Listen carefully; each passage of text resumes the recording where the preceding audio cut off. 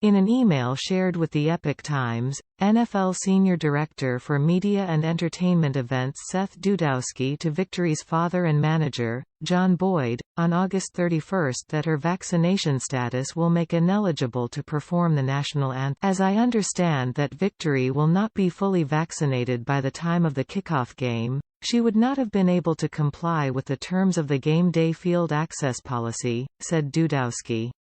And as a result, we, unfortunately, will not be able to invite Victoria to perform the national anthem at this year's kick. Victory was slated to perform at the NFL's September 9 season opening game in Tampa Bay at an open-air stadium.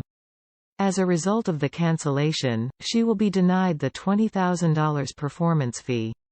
In the email, Dudowski repeated the NFL's policy that all individuals accessing the playing field and surrounding sideline areas be fully vaccinated. Under the policy, fully vaccinated means 14 days have passed since the individual received the final dose required in the vaccine sequence, in accordance with guidance from the Centers for Disease Control and Prevention.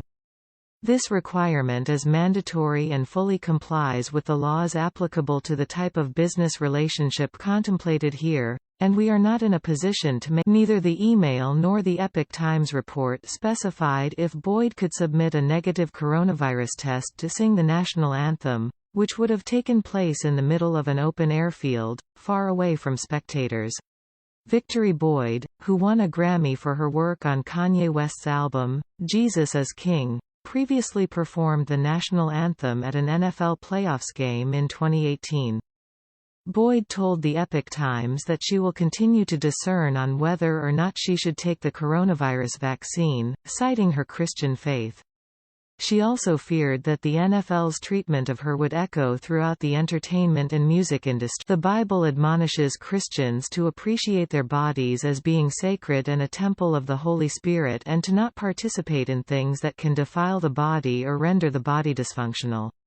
I am in prayer to make sure that the Lord guides me into the right decision concerning receiving an unproven injection with artificial properties that can potentially have a long-term effect on my reproductive health.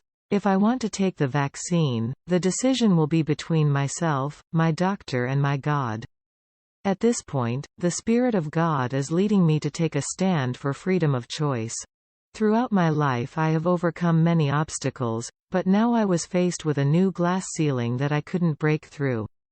It feels like we're going backwards to a familiar place that I thought we had overcome as a country.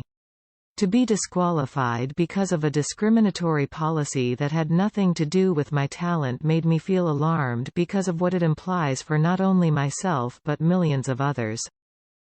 The NFL does not currently have a vaccine mandate in place for players. Should a player refuse the vaccine, they must submit a negative coronavirus test.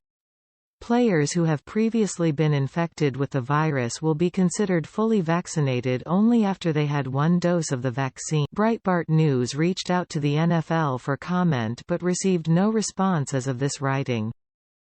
In August, Broadway star Laura Osnes had to withdraw from a scheduled performance in a one-night production of Crazy for You at the Guildhall in East Hampton after the venue required proof of vaccination. This negative test option was never extended to me, she said.